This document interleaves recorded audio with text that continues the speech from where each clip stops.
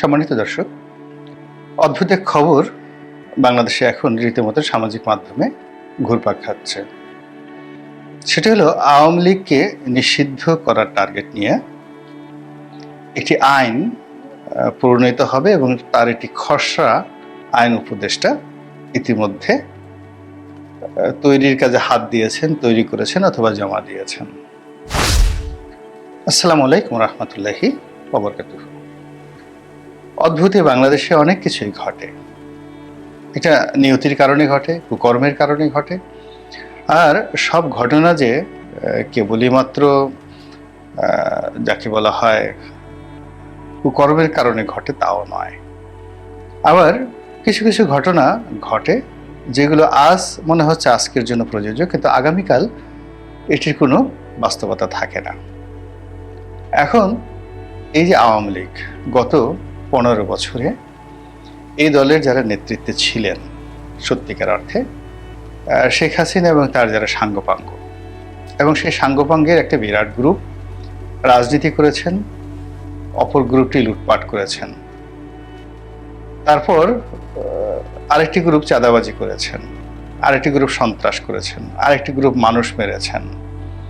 অর্থাৎ এই বাংলাদেশের মানুষের জীবনে যতটা সম্ভব জাহান্নামের আগুন জ্বালিয়ে দেওয়া সম্ভব সেটি আওয়ামী লীগ শুরু করেছিল 12-13 সনে, কিন্তু এটা 2015 সন থেকে একেবারে তাদের ক্ষমতা হারানোর শেষ দিন পর্যন্ত তারা এই মানুষের জীবনকে একটা তেলাফোকার জীবনও মনে করেনি।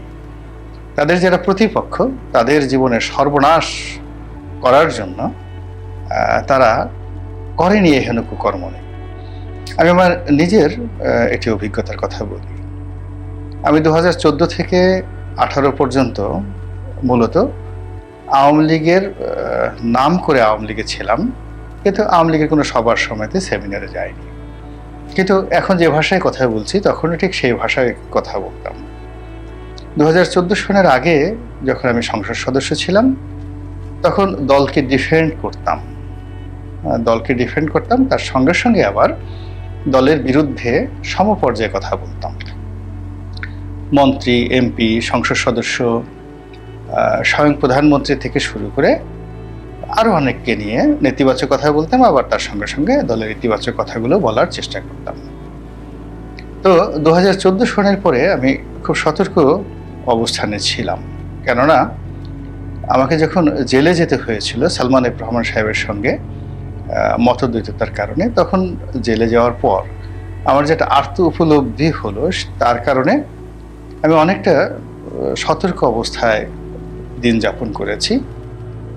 তো 18 সন পর্যন্ত আমার আসলে তেমন কোনো ভয় ছিল না, কিন্তু যেই মুহূর্তে আমি বিএনপিতে যোগদান করেছি আমার তেমন কোনো ক্ষতি হয়নি। আমার গ্রামের বাড়িটা ভেঙে দিয়েছে, তারপর আমার গাড়িটা ভেঙে দিয়েছে, এই সমস্ত কর্মকাণ্ড হয়েছে। রাস্তাঘাটে হয়তো চলতে ফিরতে গিয়ে আমাকে সবসময় একটা আতঙ্কের মধ্যে কাটাতে হয়েছে। তা আতঙ্ক যে কী জিনিস এটি আমি ওই সময়টিতে টের পেয়েছি।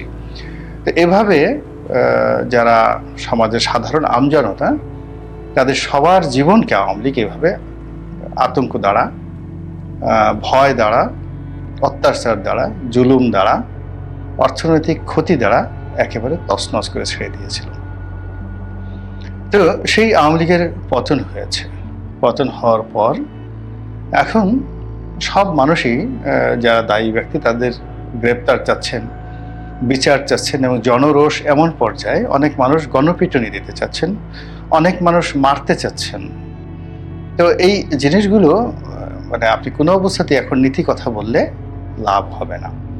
এখানে মানুষের সেন্টিমেন্টটা আসলে এইরকমই। যখন দীপুমণিকে ধরা হলো, হাত কড়া পরানো হলো, তারপর তার গায়ে ডিম মারা হলো, কিংবা আগামীতে যদি হারুন, বেনজির, তারপর বিপ্লব, এ সকল কুখ্যাত লোকজন ধরা পড়ে, তাহলে আপনি আসলে জনরোষ যেটি ওটি বন্ধ রাখতে পারবেন না। তো এই মুহূর্তে আসলে আওয়ামী লীগের বিরুদ্ধে যে জনরোষ 1971 সনের মুক্তিযুদ্ধের পর জামাত, আলবদর, আশামস তাদের বিরুদ্ধেও কিন্তু একই জনরোষ ছিল। এবং যখনই যারা ক্ষমতায় এসেছে প্রাণান্ত চেষ্টা করেছে জামাতকে শেষ করে দেওয়ার জন্য, কিন্তু জামাত শেষ হয়নি, অত্যাচারিত হয়েছে, জুলুমের শিকার হয়েছে, কিন্তু জামাত শেষ করা যায়নি।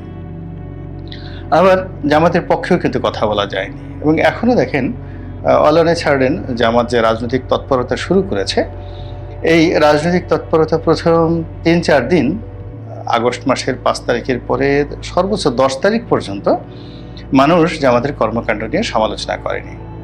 কিন্তু এখনকার বাস্তবতা হলো যে মানুষ সমালোচনা করছে, প্রচণ্ডভাবে সমালোচনা করছে, এবং এই সমালোচনাগুলো কিন্তু বাড়তে থাকবে। এর অর্থটা হলো, যখন আপনি কোনো একটা অন্যায় করবেন, অপকর্ম করবেন, আপনাকে কিয়ামত পর্যন্ত তার দায় এবং দায়িত্ব কিন্তু বহন করতে হবে। আওয়ামী লীগের ক্ষেত্রেও কিন্তু তদ্রূপ। কিয়ামত পর্যন্ত সেই ৭৪-এর দুর্ভিক্ষ, তারপর স্পেশাল পাওয়ার্স অ্যাক্ট, বাকশাল গঠন, এই জিনিসগুলো তাদেরকে তাড়া করবে। আবার এই সময়টিতে বিনা ভোট, রাতের ভোট, দামি ভোট, এবং সর্বোপরি এই গণ অভ্যুত্থানে তাদের পতন এবং শেখ হাসিনার পালিয়ে যাওয়া, এই চ্যাপ্টারটি কোনো দিন আওয়ামী লীগ আর উইন করতে পারবে না। তো কাজেই আওয়ামী লীগকে যদি আগামী দিনগুলোতে বেঁচে থাকতে হয়, রক্ষা পেতে হয়, তাহলে যে চ্যাপ্টারগুলোতে তাদের ভুল হয়েছে সেই চ্যাপ্টারগুলো থেকে বের হয়ে আসতে হবে, সেই চ্যাপ্টারগুলোর ব্যাপারে ঝড়ই বলতে হবে, লোকজনকে আশ্বস্ত করতে হবে, এছাড়া কোনো উপায় নাই। তো এখন যেটি বলছিলাম সেটা হলো, আইন করে একটা যাকে বলা হয় পরোক্ষ আইন করে আওয়ামী লীগকে রাজনীতি থেকে আগামী 10 বছরের জন্য পিছিয়ে রাখার, বা 10 বছর আওয়ামী লীগ রাজনীতি করতে পারবে না, এরকম একটা আইন পাশ হবে বলে গুজব ছড়িয়ে পড়েছে বা চেষ্টা চালানো হচ্ছে। এখন এই আইন যদি হয়, তাহলে আপাত দৃষ্টিতে মনে হবে যে আওয়ামী লীগ হয়তো আগামী 10 বছর রাজনীতি করতে পারবে না। এখানে বলা হচ্ছে যে সকল রাজনৈতিক দল গণহত্যার সাথে জড়িত, আমি আবার বলছি, যে সকল রাজনৈতিক দল গণহত্যার সাথে জড়িত, তারা 10 বছরের জন্য রাজনীতি করতে পারবে না। ফলে এই আইনটি একেবারে অস্পষ্ট হয়ে পড়বে, এই আইনটি চ্যালেঞ্জের মুখোমুখি পড়বে, এবং এই আইন টিকবে না। আর এই আইন যদি বাস্তবায়ন করতে হয়, তাহলে লাঠি দিয়ে, ডান্ডা দিয়ে বাস্তবায়ন করতে হবে, যেভাবে জামাতকে নিষিদ্ধ করে, দুইবার নিষিদ্ধ করে আওয়ামী লীগ 2 জমানাতে চেষ্টা করেছে লাঠি পিটা করে জামাতকে যাকে বলা হয় স্ক্রিন আউট করার জন্য। কিন্তু সেটি আওয়ামী লীগের জন্য বুমেরাং হয়েছে, আর জামাতের জন্য সেটি আশীর্বাদ হয়েছে। একইভাবে যদি বর্তমানে করা হয় আওয়ামী লীগের বিরুদ্ধে, এটি আওয়ামী লীগের জন্য আশীর্বাদ হবে। এবং আপনারা জানেন যে কোনো রাজনৈতিক দল, জনপ্রিয় রাজনৈতিক দল, যখন তাদের উপর অত্যাচার করা হয়, তখন কি হয়, তারা যে অন্যায়গুলো করেছে, অপকর্মগুলো করেছে, ওইগুলো নিয়ে মানুষের চিন্তা করতে চায় না। এখন কি হচ্ছে, ধরুন বিএনপি সম্পর্কে অনেক অভিযোগ ছিল, পাহাড় সম অভিযোগ ছিল, কিন্তু বিএনপির প্রতি এমন নির্যাতন করা হয়েছে, এখন ওইগুলো নিয়ে মানুষ আর ভাবছে না। এমনকি এই যে রাজাকার রাজাকার, তুমি কি আমি কে, রাজাকার রাজাকার, এই স্লোগানটি সার্বজনীনতা পেয়ে গেল। এর কারণ হলো আওয়ামী লীগের অত্যাচারের কারণে। অথচ রাজাকার শব্দটি বাংলাদেশে খুবই ঘৃণিত। ইটস এ ট্রেটার, বিশ্বাসঘাতক, মোনাফেক, বেঈমান, অনেকগুলো শব্দ একত্র করলে এই রাজাকারটি হয়। তো যাই হোক, এখন আওয়ামী লীগকে যদি 10 বছরের জন্য নিষিদ্ধ করা হয়, এর অর্থ যে এই 10 বছর আওয়ামী লীগবিহীন একটি শাসন ব্যবস্থা চালানোর জন্য যারা এখন চেষ্টা চালাচ্ছেন, তারা বগল বাজাবেন। কিন্তু আলটিমেটলি এটাই 10 মাসও তারা টিকতে পারবেন না, বরং এই 10 মাসে আওয়ামী লীগ নিষিদ্ধ করলে আরও বেশি তারা ক্ষমতাধর হয়ে পড়বে। যে কাজটি জিয়াউর রহমান সাহেব করেছিলেন সেটি হলো, তিনি আওয়ামী লীগকে রিভাইভ করেছিলেন। যে আওয়ামী লীগ স্বয়ং তারা যে যাকে বলা হয় নিষিদ্ধ করেছিল, সেই আওয়ামী লীগকে জিয়াউর রহমান সাহেব রিভাইভ করেছিলেন। এবং তিনি রিভাইভ করতে গিয়ে দেখলেন যে পারা যাচ্ছে না, তখন তিনিই কিন্তু শেখ হাসিনাকে দিল্লি থেকে আনানোর ব্যবস্থা করেছিলেন, ডক্টর কামাল, তারপর জনাব আব্দুর রাজ্জাক, ওনাদের মাধ্যমে। তো এই হলো রাজনীতির প্রজ্ঞা। এখন যেটি হচ্ছে সেটি হলো যে আওয়ামী লীগের যাদের বিরুদ্ধে কোনো দুর্নীতির অভিযোগ নেই, এবং যারা নেতৃত্বের যোগ্যতা সম্পন্ন, দেশে এবং বিদেশে যাদের গ্রহণযোগ্যতা রয়েছে, সে সকল মানুষের জন্য উইন্ডো করে দিতে হবে, দরজা খুলে দিতে হবে। আর সেই মানুষগুলো যদি আসে, তাহলে আওয়ামী লীগের যারা দুর্নীতিবাজগুলো আছে তারা আলটিমেটলি পিছিয়ে পড়বেন। এবং সেই কাজ না করে যদি অ্যাজ এ হোল এত বড় একটা বড় দলকে নিষিদ্ধ করার অপচেষ্টা করা হয়, আমি এখানে অপচেষ্টা বললাম এই কারণে যে এই চেষ্টা কখনো কোনো অবস্থাতেই বাস্তবায়িত হবে না। বরং এই কাজ যারা করবেন তারা আগামী দিনগুলোতে বিপদে পড়বেন, বিপত্তিতে পড়বেন, এবং যাকে বলা হয় এটি নিয়ে যে অনাসৃষ্টি তৈরি হবে তার জন্য দায় দায়িত্ব তাদেরকে বহন করতে হবে। একেবারে স্পষ্ট বাংলা কথা। এর বাইরে আপনারা যারা আমার অনুষ্ঠান দেখেন, আপনি শুধু স্মরণ করবেন দয়া করে। এর কারণ হলো রাজনীতি একটা বিজ্ঞান, এই বিজ্ঞানে সূত্রের বাইরে কোনো কিছুই যায় না। এই যে আওয়ামী লীগ যে অপকর্ম করেছে, এরকম বহু রাজনৈতিক দল, গোষ্ঠী, ব্যক্তি, রাজ পরিবার এই ভূখণ্ডের বিভিন্ন জায়গাতে লক্ষ কোটি বার এরকম অপকর্ম করেছে। আবার তারা যে পরিণতি ভোগ করেছে সেটাও পৃথিবীতে বহুবার লক্ষ কোটি বার পরিণতি ভোগ করেছে। কিন্তু আবার এরকম আইন করে বন্ধ করা, নিষিদ্ধ করা, দেশ ত্যাগ করতে বাধ্য করা, এই জিনিসগুলো অনেকে করেছে। এর বুমেরাং ফল কি হয়েছে? সদল বলে সবাই আবার ফিরে এসেছে, এবং আগের চেয়ে যে কোনো শক্তি, যে কোনো বিচারে অধিকতর শক্তিমত্তা নিয়ে। তো আওয়ামী লীগের ক্ষেত্রে সেটা হবে, এতে কোনো সন্দেহ নাই। কিন্তু যেটা হলো যে ধরুন এই আইনটি কিছুদিন বাস্তবায়ন করার জন্য খুব তোড়জোড় হলো, তাহলে জাতীয় পার্টিকে আপনি কি করবেন? জাতীয় পার্টিও তো এই গণহত্যার সঙ্গে জড়িত, কিন্তু জাতীয় পার্টিকে আপনি কিছুই করতে পারবেন না। এর সঙ্গে ভারত আছে, আমেরিকা আছে, এবং জিএম কাদের পশ্চিমাদের খুব পছন্দের মানুষ। আপনি জাতীয় পার্টিকে করতে পারবেন না। আচ্ছা, আপনি মেনন সাহেবকে কি করবেন? Workers party. তারপর জাসদকে কি করবেন? দিলীপ বড়ুয়ার সাম্যবাদী দলকে কি করবেন? তারপর জাকের পার্টিকে কি করবেন? এরপর অর্থাৎ আওয়ামী লীগের সঙ্গে যে জোট ছিল, 20 দলীয় জোট ছিল, তো তাদের সবাইকে তো আপনাকে ধরতে হবে। আবার এই যে আপনি তো যদি বলে দেন যে গণহত্যাটা সময়কাল হলো 2013 থেকে 2024 সন পর্যন্ত, তাহলে এই আইনটা ভ্যালিড আছে। কিন্তু আপনি যদি এটি ইনফিনিট টাইমের জন্য করেন, তাহলে সেক্ষেত্রে তো 1971 সন থেকে যদি ধরেন, তাহলে তো জামাত বলি হয়ে যাবে। জাতীয় পার্টি তার জমানাতে অনেক গণহত্যা করেছেন, জনাব হোসেন মোহাম্মদ এরশাদ, তো সেগুলোর কি হবে? কিংবা বিএনপির জমানাতে যে সকল খুন খারাপি হয়েছে, গণহত্যা হয়েছে, এটা তো কম না। 18 জন কৃষক মারা গেছে, অনেক কিছু, গ্রেনেড হামলা হয়েছে, দেয়ার আর ম্যানি থিংস। তো অ্যাজ এ হোল এই আইনটি সবাইকে বিপদে ফেলবে, কাউকে উপকার করবে না।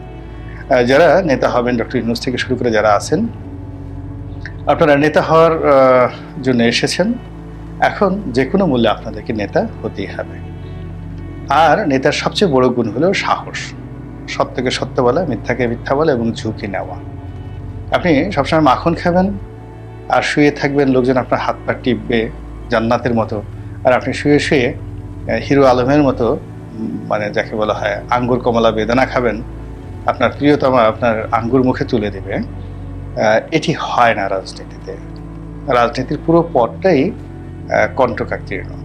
পৃথিবীর সবচেয়ে শ্রেষ্ঠতম মানুষগুলো, আমরা ইসলামে হুজুর পাক সাল্লাল্লাহু আলাইহি ওয়াসাল্লামের জীবন, তার যে 4 জন সাহাবী তাদের জীবন, একমাত্র হযরত আবু বকর সিদ্দিক রাদিয়াল্লাহু তাআলা আনহু ছাড়া বাকি 3 জন সাহাবা একরাম কিন্তু শহীদ হয়েছেন, এবং অবর্ণনীয় রাজনৈতিক বিপর্যয়, দুঃখ দুর্দশার মধ্যে কিন্তু তাদেরকে বিদায় নিতে হয়েছে। তো এখানে অলিত্যবাদ, এখানে অলৌকিকতা বলতে কোনো জিনিস নেই। এখানে পুরোটাই কার্যকারণ। আপনি যেমন কর্ম করবেন আপনাকে তেমন ফল ভোগ করতে হবে। 1 2 নম্বর হলো যে এখানে আপনাকে ঘরের মধ্যে জনপ্রিয় হতে হবে। যেমন ডক্টর ইউনূসকে নিয়ে আমি খুব ভয় পাচ্ছি। তিনি লন্ডনকে খুশি করতে চাচ্ছেন, আমেরিকাকে খুশি করতে চাচ্ছেন, জো বাইডেনকে খুশি করতে চাচ্ছেন, কিন্তু সেটা ওনার দরকার নেই, একটু দরকার নেই। ওনার আসলে দরকার হলো ওনার এই যে বাসভবন যমুনা, যিনি এখন যেখানে আছেন, ওনার দারোয়ানটা ওনাকে পছন্দ করেন কিনা, তারপরে ওনার গ্রামীণ ব্যাংকের যারা সহকর্মী তারা ওনাকে পছন্দ করেন কিনা। ওনার বড় সার্টিফিকেট হলো ওনার সঙ্গে অতীতে যারা অর্থনৈতিক লেনদেন করেছেন, টাকা পয়সার লেনদেন করেছেন, তারা ওনার ব্যাপারে ইতিবাচক কিনা। ওনার দুজন স্ত্রী তারা তার ব্যাপারে ইতিবাচক কিনা, ওনার সন্তানরা ওনার ব্যাপারে ইতিবাচক কিনা। এই জিনিসগুলো যাদের ইতিবাচক থাকে তারা যদি নেতৃত্ব পায় সারা দুনিয়া তারা জয় করতে পারে। আর যদি ঘরের ভিতরে গন্ডগোল থাকে, ঠিক প্রদীপের নিচে যেভাবে আলো থাকে, অন্ধকার থাকে, ঠিক ওইরকম যদি কোনো নেতার ব্যক্তিগত জীবনে ওইরকম সফলতা থাকে, সারা দুনিয়া তার প্রশংসা করলে তার কিছু আসে যায় না। সে সকল মানুষই শেষ পরিণতিতে ভালো অবস্থানে যেতে পেরেছেন যারা নিজেদের মধ্যে ভালো ছিলেন। আল্লাহ আমাদের সবাইকে হেদায়েত দান করুন এবং হেফাজত করুন। আসসালামু আলাইকুম ওয়া রাহমাতুল্লাহি ওয়া বারাকাতুহু।